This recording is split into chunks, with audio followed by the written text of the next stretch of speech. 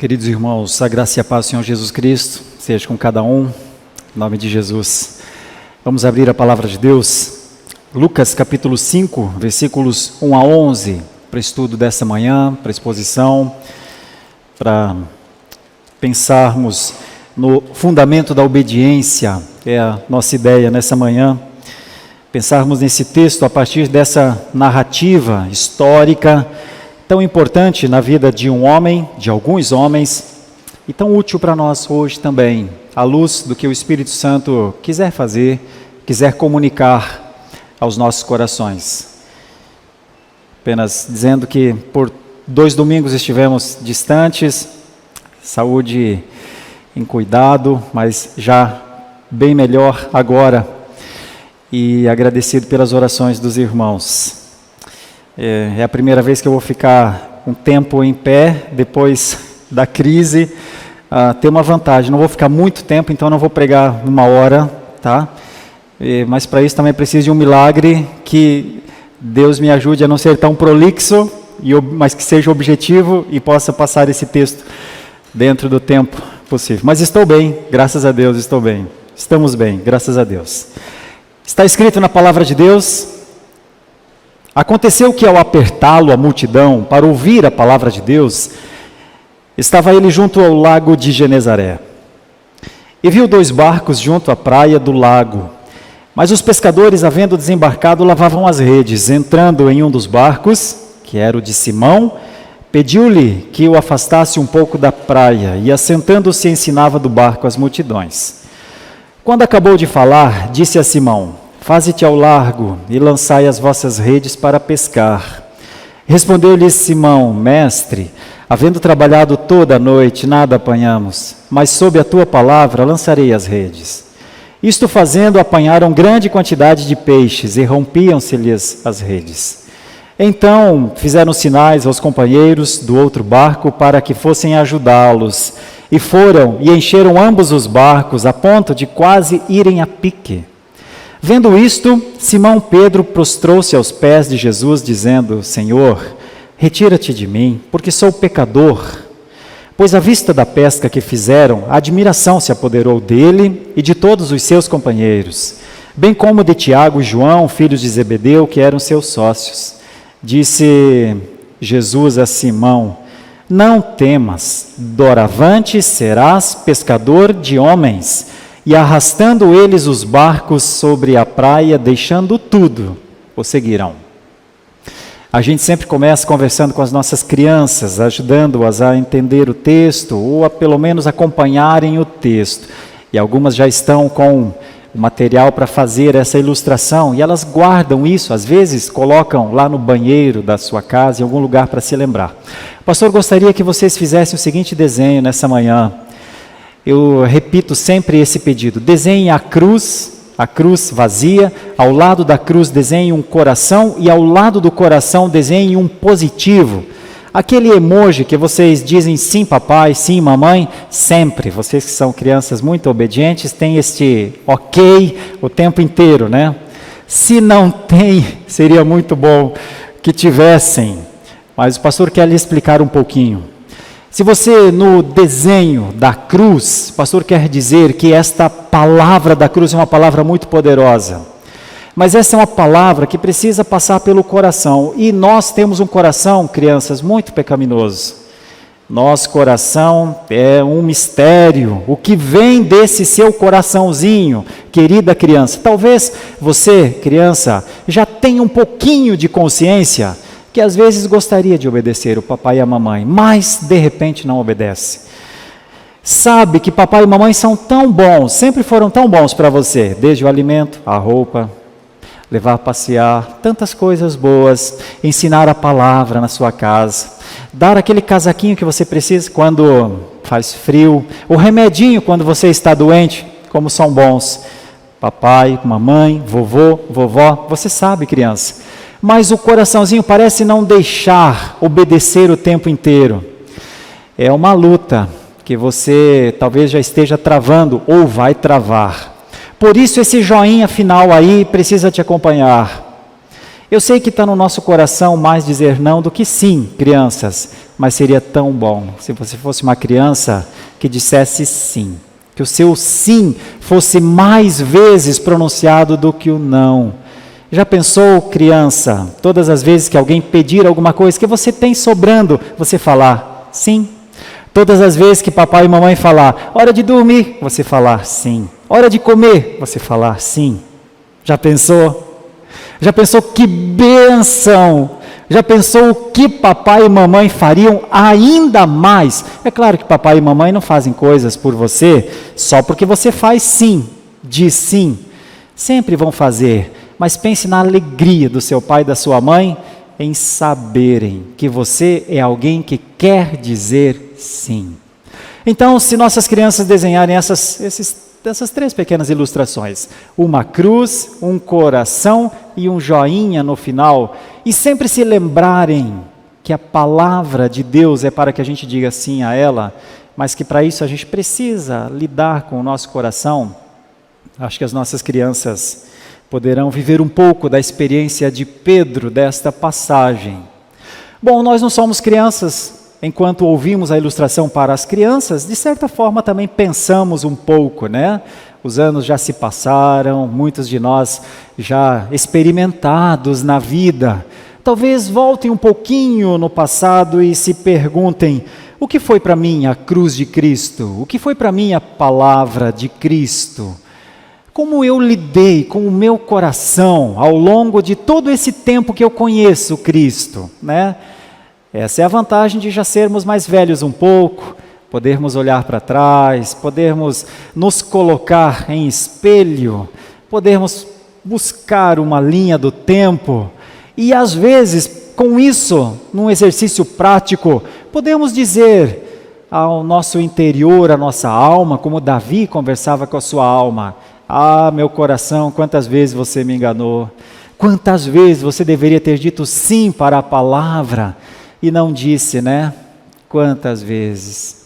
Quantas vezes colhemos resultados drásticos dos nãos que dissemos à simples palavra de Deus? Não é? Quanto nós ainda podemos, à luz do que já vivemos, ter um renovo espiritual? Quanto você precisaria dizer mais sim do que disse não? Pense em Pedro, em Tiago, em João, e esta passagem que eu quero falar sobre, ou a partir desse tema, o fundamento da obediência. Os primeiros versículos, quando olharmos do versículo 1 até o versículo 7, nós vamos perceber um fundamento aqui. É claro que é uma perspectiva minha de tentar explicar esse texto a partir dessa ideia. Certamente há muito mais do que isso que eu vou falar, mas um dos fundamentos da obediência é conhecer o poder de Cristo. Nem sempre se é fácil conhecer, ou pelo menos nossos esforços não nos dão total condição do conhecimento do poder de Cristo. Pedro passou um pouco por isso. Acompanhe os primeiros 7 versículos. Depois eu vou falar do versículo 8 até o versículo 10 de reconhecimento de pecado e da parte final do versículo 10 até o versículo 11 de disposição para a missão. Essas 3 ideias. Fundamentos para a obediência, ou o fundamento da obediência, passando por estes conceitos: conhecimento do poder de Cristo, reconhecimento de pecado, nós já trabalhamos isso aqui na liturgia do nosso culto, isso às vezes nos choca, e, por fim, o que é a disposição para a missão? Como é isso a partir desta narrativa? Está escrito aqui no versículo 1, que a multidão apertava Jesus para ouvir a palavra de Deus. Até parece que a multidão queria conhecer mais do poder desta palavra. Estava ele perto de um lago, o de Genezaré, também conhecido como Mar de Tiberíades e alguns outros nomes usados para este lugar. É um lago grande, aproximadamente 21 quilômetros de extensão por 12 de largura, bem baixo, 200 metros abaixo do nível do mar. Enquanto nós falamos aqui, você vai tendo uma ideia. Era um local muito utilizado. Hoje é um local muito turístico. Aliás, Mariane, namorada do Matheus Banks, está lá, neste lugar agora, em viagem. Eu até pedi ao Mate que se ela pudesse tirar uma foto do Lago de Genezaré e fazer essa foto em tempo aqui, que ela fizesse e colocasse, então os nossos irmãos colocariam aqui, né, nos nossos televisores. Se chegar uma foto lá do Lago de Genezaré, meus irmãos, por favor, postem, tá bom? É em tempo real. Ok, mas enquanto a foto não chega, e talvez até nem chegue, alguns dos nossos irmãos, inclusive, conhecem esse lugar por algumas excursões que já foram feitas por irmãos aqui da Igreja da Lapa. Fique com o entendimento, este era um lugar para muitas ações, o velho Lago de Genezaré. Jesus viu 2 barcos junto à praia, mas os pescadores estavam, parece que terminando o trabalho. Um trabalho de lavar as redes, normalmente é feito com alegria quando a rede tinha peixes, né?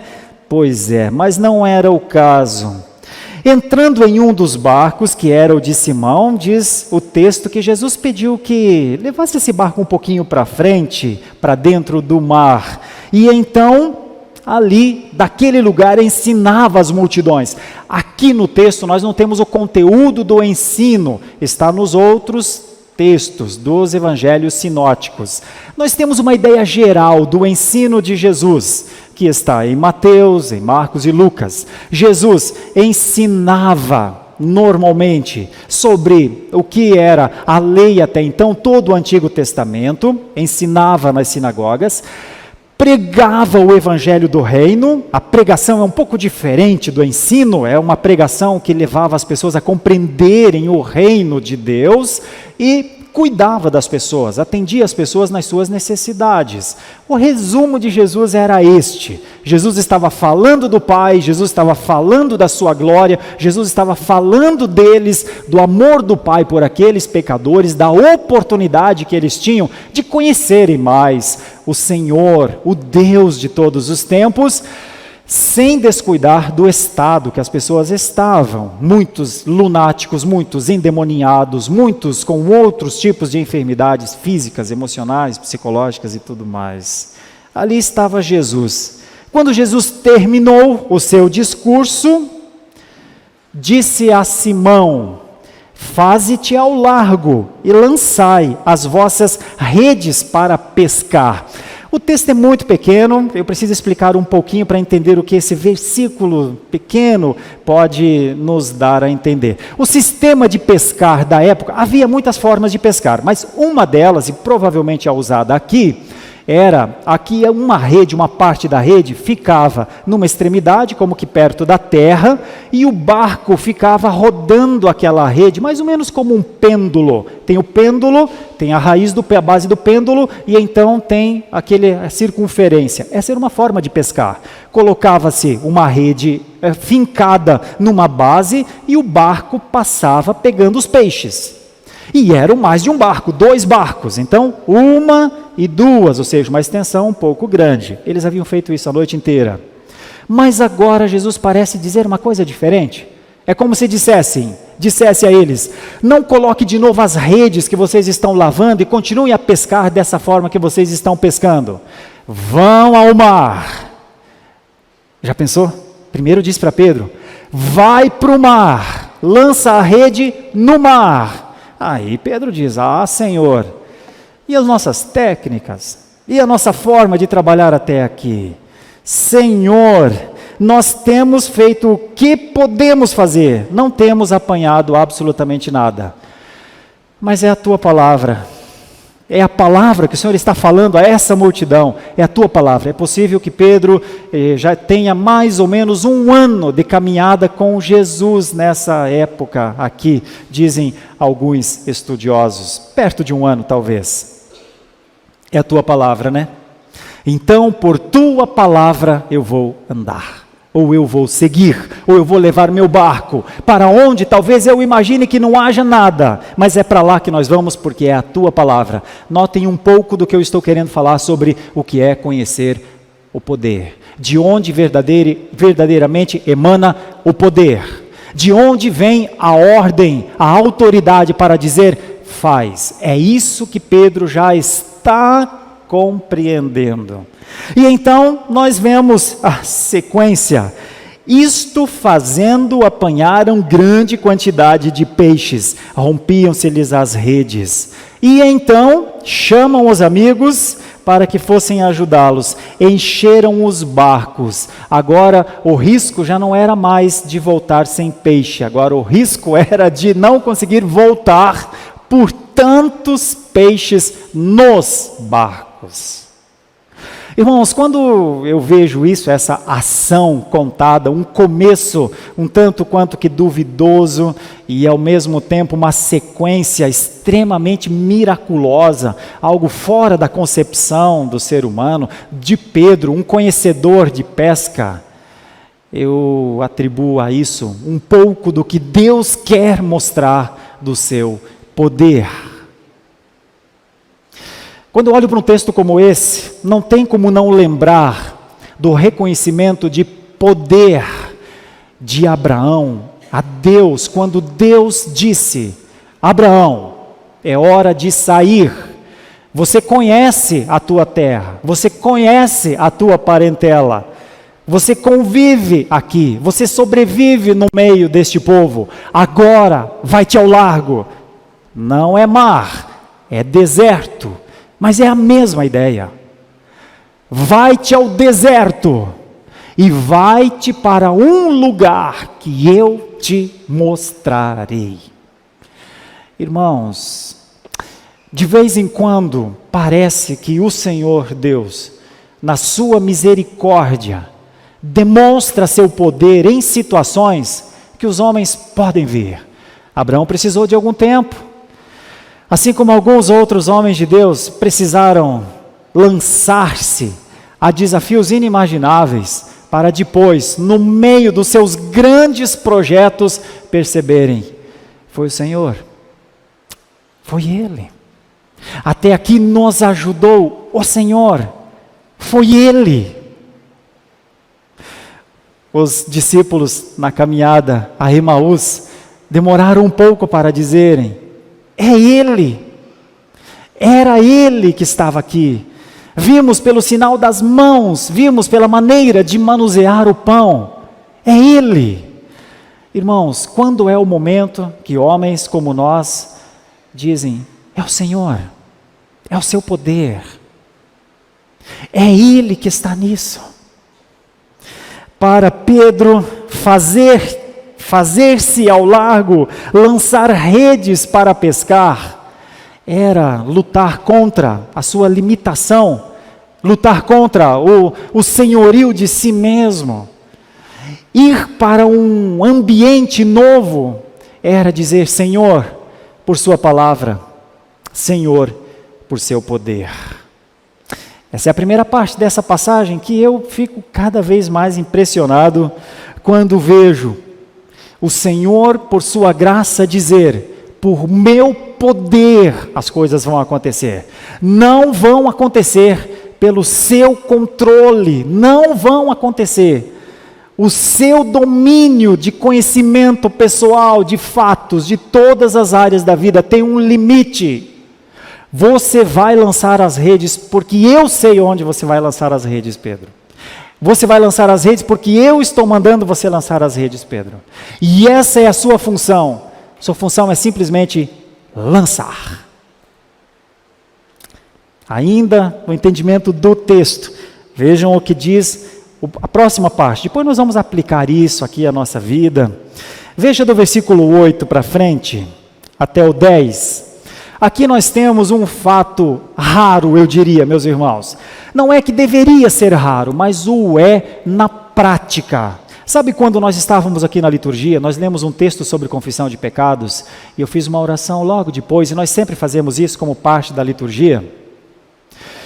é aquele momento em que, de alguma forma, o Espírito Santo vem ao coração e bate na gente de uma maneira que nos leva a compreender: este pecador é você.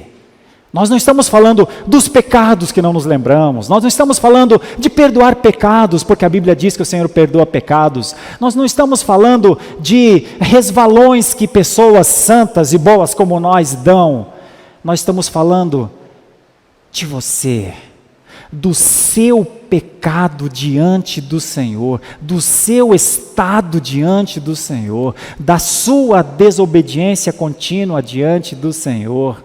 Nós estamos falando da sua maneira de reagir mal ao Senhor, com tanta graça, com tanta misericórdia. É mais ou menos esse momento raro, ou é desse momento raro que eu estou falando, que parece que o texto mostra.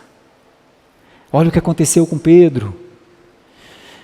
Vendo isto, esse é um aspecto interessante também na palavra, vendo isto, vejam o que o visual de Pedro causou nele. É como se não tivesse escamas ou névoa nos seus olhos. Vendo isso, compreendendo isso, Simão Pedro prostrou-se aos pés de Jesus. E a ideia de prostrar-se, de novo, num contexto judeu, é muito difícil para o judeu fazer isso. É cair de joelhos. Veja como é raro este momento que eu estou falando. Nas vidas, ou na vida dos cristãos e nós cristãos em geral. Nós poderíamos nos perguntar, quando foi a última vez que a gente se prostrou diante do Senhor? Joelho no chão, rosto no pó, dizendo: Senhor, é muita santidade do Senhor, perto demais de um pecador como eu. Só isso nos leva a pensar que momento raro é esse, desta confissão de Pedro, deste reconhecimento de Pedro. É quando ele diz, nas suas palavras: Senhor, retira-te de mim, eu sou um pecador. Você quer compreender um pouquinho mais desse momento raro? Tem duas passagens, dois fatos que nos mostram situações assim.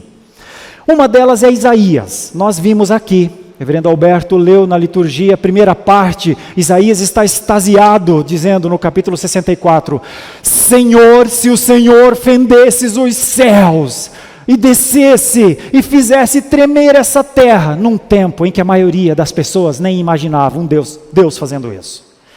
Terra tremendo pelo poder de Deus, isso contava-se que um tempo lá no monte, tremeu o monte na hora da entrega dos mandamentos, contava-se, no tempo de Isaías, imagine, Isaías falando, se o Senhor fizesse tremer este lugar, se o Senhor mostrasse para essas nações aqui do tamanho do seu poder, se o Senhor fizesse isso, como que dizendo, o Senhor sabe, o Senhor pode, o Senhor faz, eu só não domino os tempos para saber quando, mas eu sei que o Senhor pode fazer. E depois é Ele mesmo que diz logo do versículo 5 para frente, será que não é porque a gente é tão pecador? Será que não é porque a gente não consegue reconhecer nossos pecados? Será que é por isso? Será que Isaías não está remontando aqui a outros profetas que em muitos momentos disseram, Senhor, haja no nosso meio, Senhor, opera no nosso meio, Senhor, não deixa a gente viver enganados por nós mesmos, achando que o Senhor já não está mais no nosso meio. Se o Senhor fizesse tremer tudo, de uma hora para outra. Tem uma outra passagem também interessantíssima, não é com Isaías, é com Davi.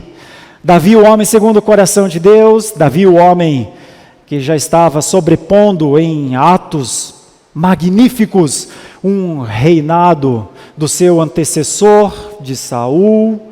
Davi é honrado, respeitado, Davi está progredindo nas suas excursões militares, Davi volta sempre das suas grandes vitórias, Davi é dono de tudo, Davi pode tudo, Davi pode até tomar para si a mulher de alguém que não é sua.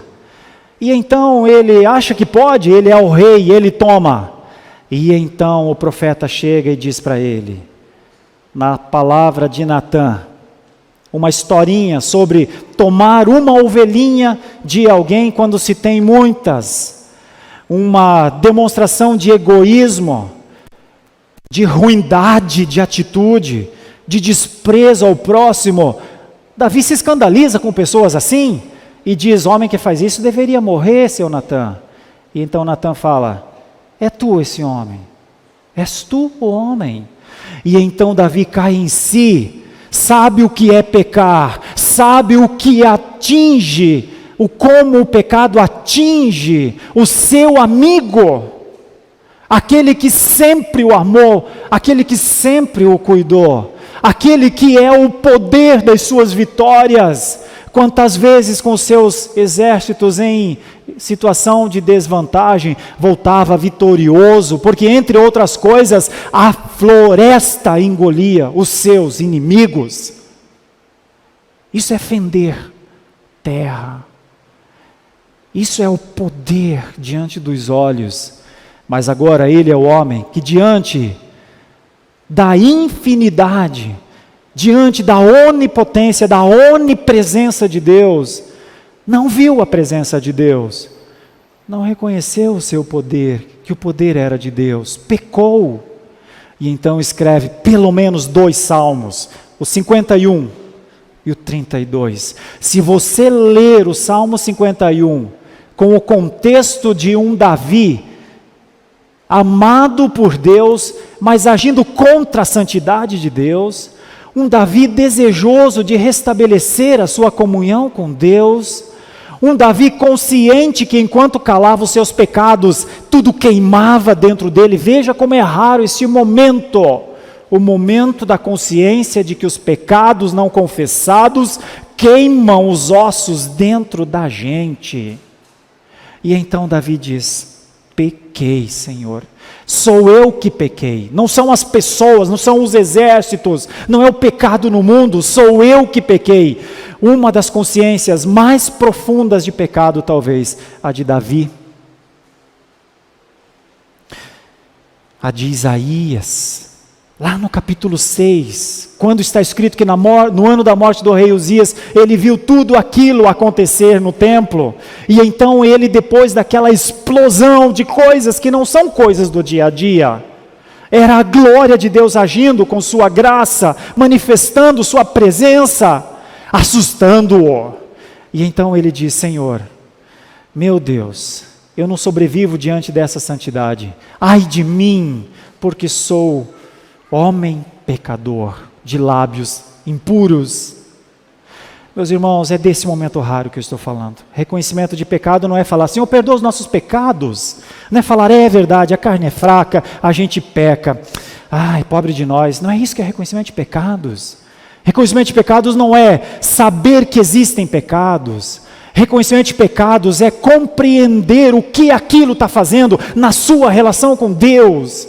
É assim que se reconhece, quando se percebe que a glória que se deveria dar ao Senhor não se dá, a obediência que se deveria simplesmente entregar ao Senhor não se entrega.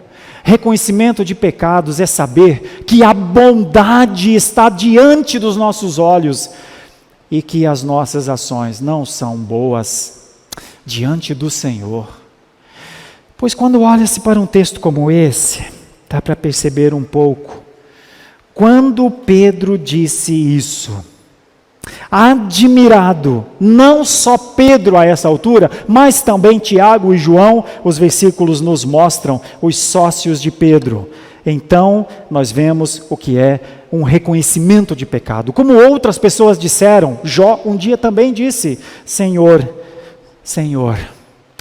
eu achava que te conhecia, Senhor, mas agora eu penso que eu te conheço de verdade. Antes eu ouvia muito do Senhor, agora já não ouço do Senhor, agora eu sei do Senhor. Mas tem uma outra parte aqui, que é uma parte bem prática. Disse Jesus a Simão, depois disso tudo, né? Não temas, Doravante serás pescador de homens. E arrastando eles os barcos sobre a praia, deixando tudo, o seguiram. Estou pensando aqui no fundamento da obediência, meus irmãos. 3 coisas. Conhecimento do poder de Cristo, não é todo mundo que tem, viu? Não é. Entendimento do que é o poder, verdadeiramente do poder de Deus para tomar ações, atitudes à luz da palavra de Deus. Pense bem, queria muito que todos nós fôssemos incluídos nisso. Reconhecimento de pecado, diante da magnificência do poder de Deus, o reconhecimento de quanto o ser humano é pequeno, para que ele não se idolatre, para que ele não pense que seja igual a Deus. E por fim, uma disposição para a missão. Isso faz parte do fundamento da obediência. Quando Jesus disse a Pedro para não temer, de novo eu volto a uma passagem do Antigo Testamento, algumas vezes Deus trabalhou assim com pessoas que estavam diante de novos desafios. Uma delas que eu sempre volto é Josué. Josué sucedia a Moisés, mas Moisés era tão poderoso, tudo dava certo para Moisés. Tocava com o cajado, águas mudavam de cor. Falava uma coisa, acontecia. Agora Josué não é esse poderoso homem nas mãos de Deus. Agora ele é só Josué, o filho de Num, mas ele tem uma missão tão grande. Agora você vai conduzir esse povo, o mesmo povo, para o mesmo lugar onde estava programado. Você só vai fazer o revezamento, Josué. Josué está contigo. E aí Josué fala, meu Deus, como é que se faz isso? É a palavra de Deus que vem acalmar o coração de Josué. E com essa palavra aqui, não temas, eu te ajudo. Eu te tomo pela tua mão direita, vou precisar que você faça algumas coisas. Dentre as coisas, não te apartes do livro da lei, tá? Fique com a palavra perto de você, ela vai continuar falando a você. Continue relembrando os grandes feitos de Deus. Fique com o entendimento que o poder emana do Senhor. Josué, segue, vai em frente. Essa palavra é um consolo e ao mesmo tempo um ânimo novo. E segue Josué. E Josué fez grandes coisas, talvez maiores até. Bom, coisas parecidas. O povo de Deus já havia atravessado o mar, agora eles atravessam o Jordão a pé enxuto de novo. As mesmas lutas do deserto agora são as lutas na terra prometida. A conquista das cidades são as mesmas. O que é que Deus quer que Josué saiba? Que ele não precisava temer, mas precisava seguir. Precisava cumprir a sua missão. Meus irmãos, Moisés tinha uma missão. Levar o povo até onde tinha de levar. Josué tinha uma missão, levar o povo até onde tinha de levar. As 12 tribos tinham uma missão, adorarem a Deus e se voltarem contra todas as idolatrias dos seus tempos. Adorarem a Deus e cultuá-lo na beleza da sua santidade. A igreja tem uma missão. Não temas, serás pescador de homens agora, Pedro. Veja como é diferente o aspecto da pescaria aqui, se é que poderíamos chamar de pescaria. A palavra é apanhar. Jesus tem umas formas de trabalhar aqui que são interessantes. Era apanhar homens. Um pescador normal pesca um peixe vivo lá no lago para que ele morra depois. Mas os pescadores de homens apanham os mortos, os que não têm força, os que não têm vida, apanham-nos para trazerem ao local da respiração espiritual, para que eles possam ver o que não viam, entender o que não entendiam, adorar quem não adoravam. É para isso que Jesus está usando esta passagem, para dizer a Pedro, Tiago e João, e depois a todos os outros: vocês serão fontes, ou vocês propagarão essa luz, vocês entregarão esse alimento, vocês pescarão, vocês apanharão, vocês cuidarão de gente, de pessoas, de povos, de raças, de línguas, de nações. Talvez seja por isso que os peixes já não faziam nenhum sentido mais. Os barcos estavam cheios, agora eram 2, cheios. Eles olham para os barcos, o Senhor Jesus já está caminhando na praia e eles estão deixando tudo. E agora eles estão seguindo a Jesus. Isso é disposição para a missão. Talvez a primeira coisa na missão seja seguir a Jesus. Talvez a primeira coisa. Eu retomo outra passagem das Escrituras de Marcos, capítulo 3, versículos 13 a 15. Quando Jesus chamou seus discípulos, Ele os chamou para 2 coisas. A primeira coisa, para estarem com Ele. Simplesmente, está lá no texto.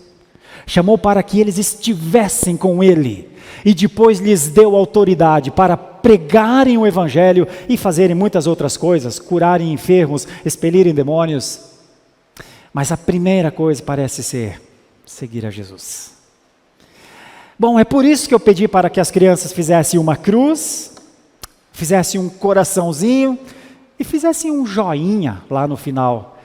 Eu gostaria tanto que as nossas crianças, das menores às maiores, das não alfabetizadas às alfabetizadas, pudessem dizer: Senhor, sob a Tua palavra, Senhor, sim.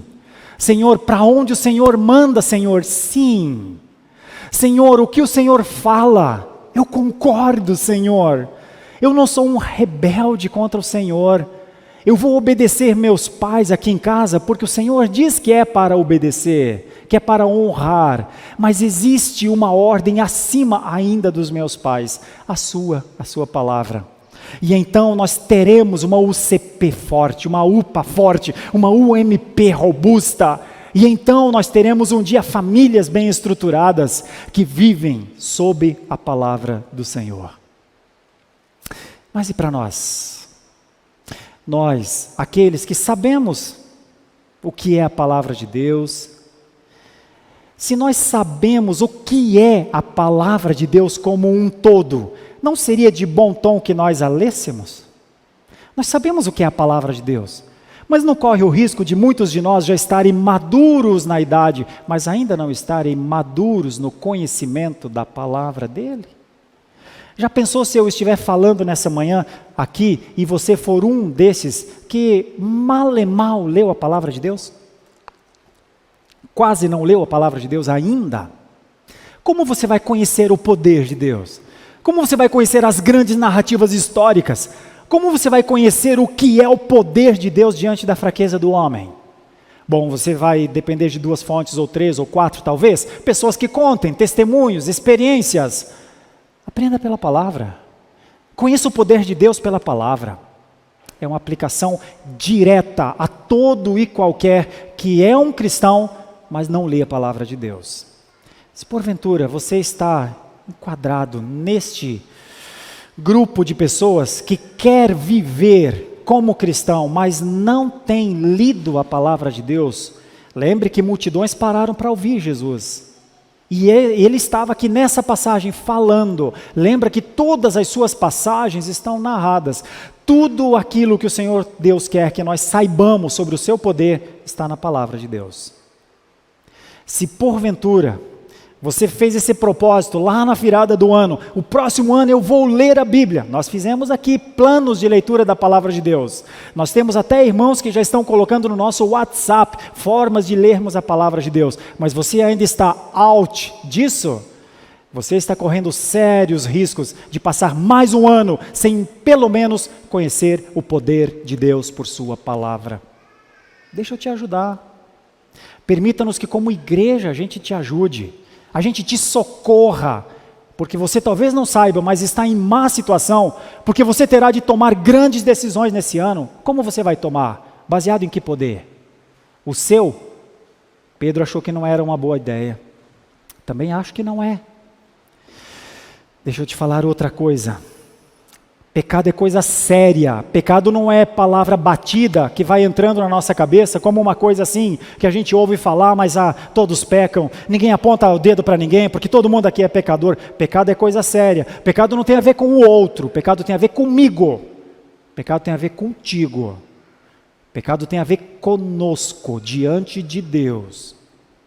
Em nome de Jesus, receba essa palavra como palavra de um amigo. Se você não lidar bem com a questão de pecados, Você vai ficar tão sobrecarregado deles, que vai chegar um dia que você não vai nem se perceber por que é que você não prossegue, por que é que você não consegue testemunhar, por que é que você não tem a alegria da salvação, por que é que você não testemunha com a alegria daquele que é o seu Salvador. Em algum momento, você vai se perceber fraco, sem condição nenhuma de ajudar alguém que precisa, sem discernimento espiritual para falar da palavra de Deus para pessoas que estão na escuridão. E vai se calar, e vai absorver para dentro da sua própria vida conceitos e formas de pessoas, de idolatrias e tantas outras coisas mais. Vai se chegar em um momento infiel ao Senhor. Vai perceber que há muito tempo já não é mais um dizimista, já não é mais um ofertante, já não faz mais a oração do dia dentro de casa. Já não chama mais seus filhos à responsabilidade, que eles precisam andar no caminho do Senhor, porque a palavra de Deus diz, ensina a criança no caminho que ela deve andar. Mas você não sabe que isso está lá em Provérbios 22:6, porque nunca leu. E um dia, se você se perceber numa situação de calamidade espiritual, que você se arrependa dos seus pecados. Que nós nos arrependamos dos nossos pecados. E percebamos o quanto ofendemos a Deus com essa soberba humana de achar que não deve se prostrar, que não deve pedir perdão, que pode seguir com o conhecimento e com a experiência de vida que tem. Pedro nos ensina outra coisa. Diante de quem Deus é, do seu grande poder, só restou a Pedro humilhar-se, dobrar-se e dizer: é melhor que o Senhor se retire de mim. Mas o Senhor Jesus não estava ali para se retirar de Pedro, estava ali para tratar com Pedro. Seguramente é o que o Senhor faz com a sua igreja.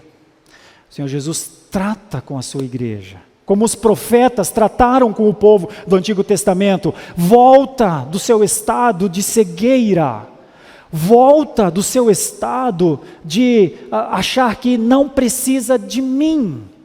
Volta da sua maneira de andar em círculos sem ir para lugar nenhum. Volta-te, Israel. Os profetas fizeram isso, os pregadores cristãos fazem isso, os teólogos reformados fazem isso. Pedro nos dá um exemplo de cumprimento disso. E a última coisa, e eu concluo com isso. Você já parou para se perguntar qual é a sua missão? Qual é a sua missão no reino de Deus? A de Pedro era ser pescador de homens. Pedro representava no colegiado apostólico um pouco do que seria a missão da igreja depois. Deixa eu levar isso por extensão até você, com todos os cuidados das passagens. Eu e você somos pescadores de homens, viu? A igreja é pescadora de homens, apanha homens. A igreja prega aqueles que estão nas trevas. A igreja atende aqueles que estão caídos. A igreja direciona aqueles que estão perdidos. Mas o que é a igreja, queridos irmãos? A igreja não é esse belíssimo templo. A igreja é onde o Senhor Jesus mora. Como Isaías disse, no coração do contrito Deus mora. Você é a igreja. Eu e você somos a igreja. Não pode correr o risco de passar 10, 20, 30 anos e aos 50 anos de cristão se perguntar: ei, eu não sei qual é a missão que eu tenho. Tem uma, derivada de Jesus a Pedro e ao colegiado apostólico. Nós não podemos deixar, e eu repito isso, e eu retomo isso de palavras que eu já uso de vez em quando, nós não podemos deixar que os anos se tornem como flechas contra nós. Tu já pensou? 20 anos de cristão, os 20 anos apontados para nós, nenhum discípulo. 30 anos de cristãos, 40 anos de cristãos, 50 anos de cristãos, 100 discípulos, você já pensou? Quando a ordem é, fazei discípulos. Vamos contar os nossos dias, como o salmista disse, com alegria, mas também com sensatez. O cristianismo é uma comissão, o cristianismo é uma ação constante, o cristianismo é uma atitude proativa, viva. Eis-nos aqui, pescadores de homens. Não vamos deixar os anos se passarem. Não vamos deixar os coloridos de viradas de ano roubarem a sensatez que talvez estejamos passando os anos sem cumprirmos a nossa missão. Essa igreja tem uma missão. A igreja tem uma missão. Mas eu tenho que falar dessa porque nós estamos aqui. Essa é uma igreja de missionários. Essa é uma igreja de testemunhas. Essa é uma igreja de filhos de Deus. Essa é uma igreja da família de Deus. Essa é uma igreja que vive para a glória de Deus. Essa é uma igreja que resiste às intempéries dos tempos para viver com Deus, para conhecer o seu poder, para reconhecer o seu pecado. E de vez em quando nós temos de nos perguntar se como igreja não temos de fazer um reconhecimento público de pecados mesmo. Essa é uma igreja que não pode viver sem missão. Essa é uma igreja que não existe para se encontrar aqui no domingo pela manhã. É muito mais do que isso. Essa é uma igreja que vive para cumprir o seu propósito nesta terra. O seu propósito de ser luz para os povos. O seu propósito de ser comida para quem tem fome. O seu propósito de ser para todos aqueles que precisam verdadeiramente da graça, os eleitos de Deus, encontrarem um lugar para dizerem: achei um pedacinho do céu, achei a antecâmara do céu, achei a porta, é daqui para frente que eu vou me encontrar com o meu Senhor. Por isso essa não pode ser uma igreja que fique distante da palavra de Deus, distante da teologia saudável, distante da responsabilidade que todos nós devemos assumir. Que Deus nos ajude, que Deus nos dê graça, que o poder de Deus faça parte da vida de cada um de nós para a glória dele. Que a confissão de pecados não seja uma coisa para se dizer como quem larga uma frase no ar. E que a missão seja clara para cada um de nós. Nós temos muitas coisas para fazer nessa terra, mas uma está escrita aqui nessa passagem. Pesque, apanhe, faça isso pelo poder de Deus. Ao largo, para os lugares que o Senhor Deus te levar, faça. Essa é uma forma de colocar a cabeça no travesseiro e descansar no final de um dia de trabalho.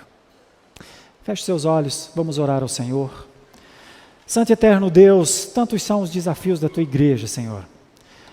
Mas essa é uma passagem que nos ajuda a ver que nós temos que obedecer. Pedro, Tiago e João viram um pouco do seu poder.